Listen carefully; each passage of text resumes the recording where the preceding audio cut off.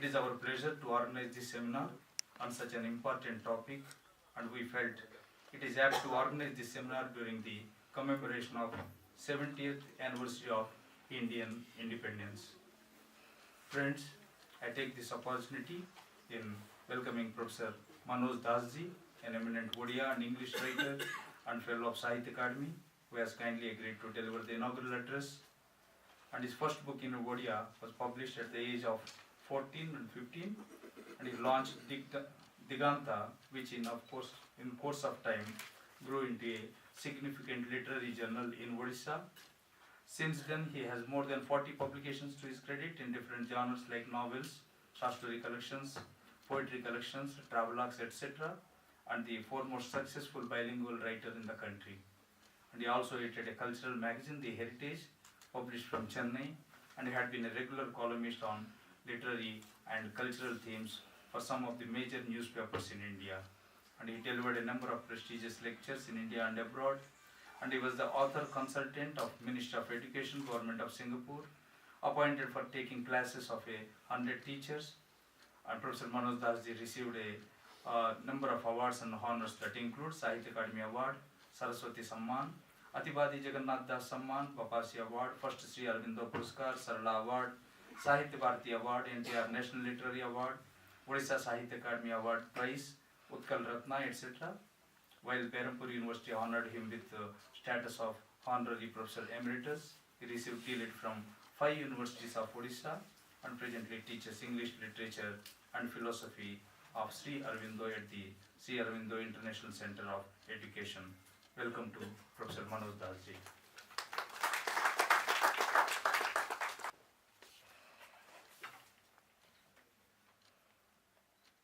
My celebrated friends on the dais, and as I can see, there are so many distinguished literary personalities here. I namaskar to all of you, and you will certainly pardon me if I become a bit nostalgic for a minute as I see the fifth in my huge district, undivided, where there are over 500 or maybe 1,000 high schools are there.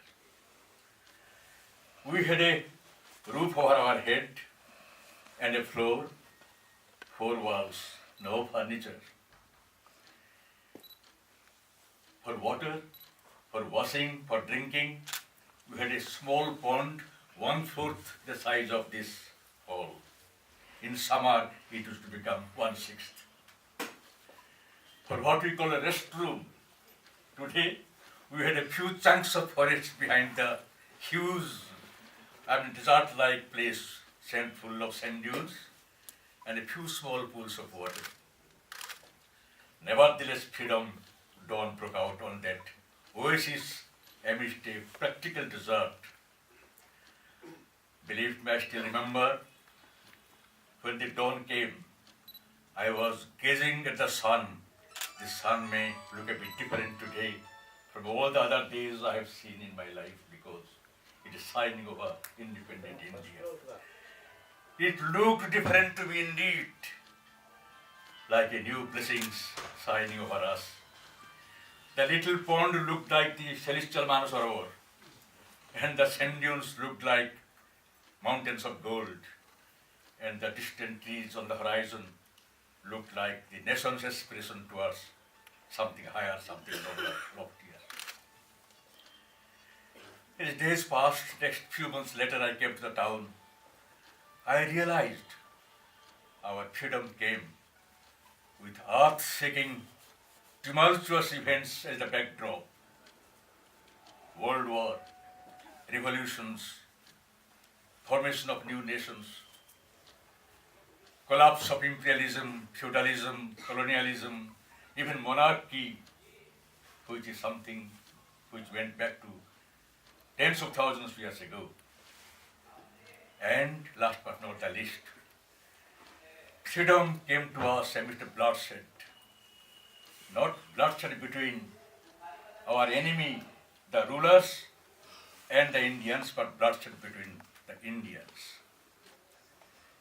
No wonder is my friend Dr. Srinivasa Rao has hinted there was confusion all around.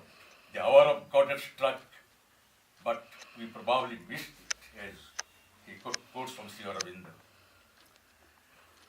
The confusion definitely found, bent in literature. You all know about the representative story of Sadat Hussain Manto, depicting that confusion very well, beautifully.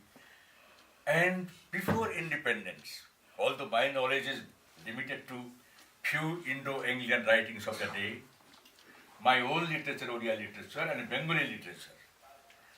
But as I have mixed with writers of all the parts of India, I know that before freedom came, the nationalistic feeling, of course, always the bulk of literature is full of normal stories, love, disappointment, despair, etc., tragedy and comedy, of normal stuff. But then the dominant trend in all the literatures of all the languages of India was the spirit of nationalism and a revolt against the foreign rule. But once independence came and that stage of that intermediary phase of confusion settled down, the fundamental weaknesses inherent in the nation's life, dormant till then, they surfaced, sometimes became exaggerated, sometimes become violent.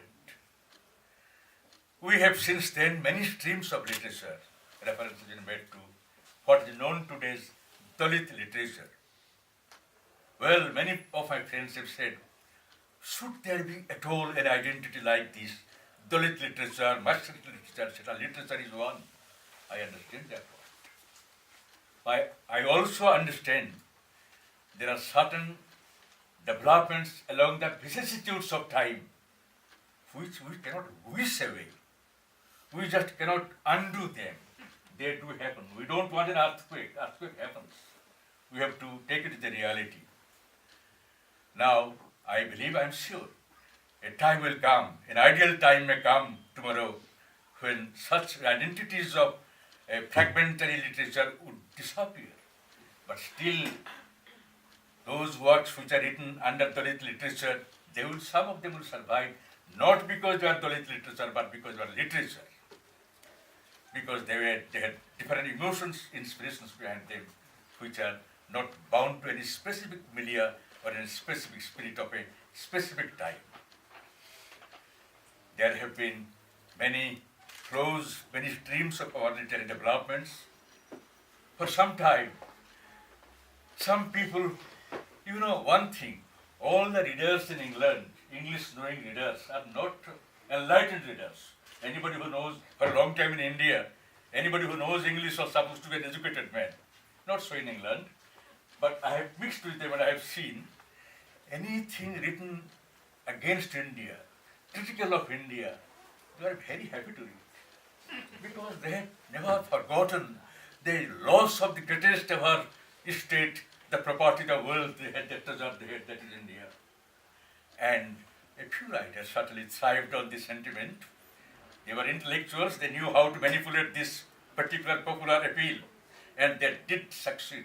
If succeed, by succeeding we mean commercial success, temporary popularity, sensational popularity. We have also writers since then who have, tried to re-examine the characters from India's vast mythological sources.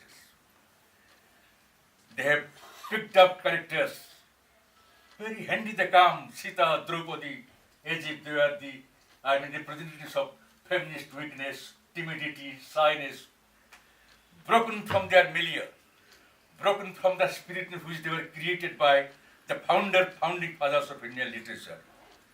We have also tried to put them on the better practice of our psychological knowledge, Freudian knowledge, and re-examine them in literature. Well, we have to take all these things on our stride. There have been writers who have explored hitherto uncared for fields, like Gopinath Mahathi in Odia, who has explored the tribal life most authentically and beautifully, Mahaftar Devi in Bengal, and several others. There are many streams, but dear friends, one thing I must bring to your notice in this precise, very brief talk of mine. I believe that is the most important thing which this seminar should take note of. According to me, it happened like this. A few years ago, under some strange combination of circumstances, I had never visited Kashmir in my life. I was in Srinagar, and two young English professors organized a talk for me at Anantnag. There were two colleges, one boys' college, one girls' college, very big colleges. They came together, the professors and students. There was a huge gathering. Well, I had been warned, you are going to speak to students. They're all Muslims. I said, yes, I know. Don't utter the word Sri Aurobindo there by chance. I said, why? No, because they will immediately identify with some Hindu saint and raise slogan. Well, I tried to remember, I forgot in any case. Now the talk was there for about 50 minutes, wind of silence, professors and students. Then the president made it open to the students to ask any question. Can you imagine the kind of questions they asked? I cite one question. Sir, when we read an old classic, we feel kind of solace, a kind of enlargement of our vision, a kind of vibration in our heart, a very happy vibration. We have gained something.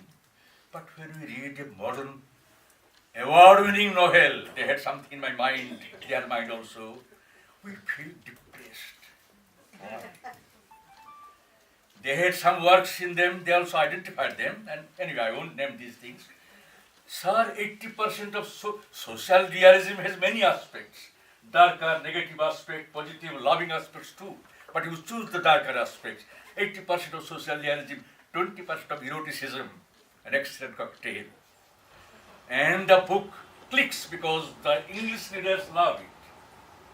And anyway, we read the book, we get nothing but a sense of titillating, very interesting. We go on reading, but at the end of it, when we examine ourselves, there's a sense of depression. Can we call it an individual student's sentiment? Probably I would have been happy to take it like that. But dear friends, I have come across the survey, WHO survey of the nations of India, nations of the world, in a 155 countries surveyed. Happiness index, India's position is 118, 2017. Depressed India. And it is going down and down. A country where for the first time a work against depression had been possible. Bhagavad Gita, where Arjuna was depressed, and Sri Krishna gives the panacea against depression, the antidote to depression. We belong to that country, and we are depressed countries. Friends, I won't prolong, but I would like the seminar, the delegates, the writers to wonder on this question. Yes, there are very realistic pictures of the misery, of cruelty, of corruption, of hypocrisy. But all said and done as if it is another addition to the reality which we are experiencing in life. Must it remain like that? Or it must bring something more subtle, something which will identify the secret faith, that beautiful thing that I dare not utter the word Ananda, but even something which sustains us through the ages, through all the misery, through all the suffering. Can't we discover that? Can't we, with our all creative inspiration, all said and done, every writer, every creative talent is an optimist. I won't write today. If I was not sure that there is a tomorrow, and if there is a tomorrow, we certainly expect for a brighter tomorrow, a happier tomorrow, a greater tomorrow. Yes, by the way, I said I was warned not to speak about Sri Aurobindo in Anantnag College. When they asked me about how do you see the future of humanity, I forgot all about it. I said, well, for me the future is absolutely assured. Evolution does not come to an end with the creation of these semi-animals, what we call semi-human beings. Certainly to go further, and there is a vision of a new species evolving out of the present species, despite all the signs of the contrary today. Man will not fail, man will not end as he is. And therein comes the vision of Sri Aurobindo. I remember after the talk was over, the professors came and said, sir, we want a 3-day seminar. One day you speak about the future visions of India. One day, 2 other days, one day Kashmiri literature, you listen to us, and another day All India literature, etc. So of course I told them at my age, to assure for any future year is something that will be glorious. I won't do that. But dear friends, my submission is that must we only add to the cries of anguish and agony. Another item, age literature, beautiful item, but then nothing more than that, nothing deeper than that. Or we should vibrate to that unknown, invisible force which sustains men through all the tragedies of our time. I hope this will become one of the points of reflection for the participants. I am grateful to the Sahitya Akademi for having given me this chance to address at the beginning. And thank you very much. Thank you very much.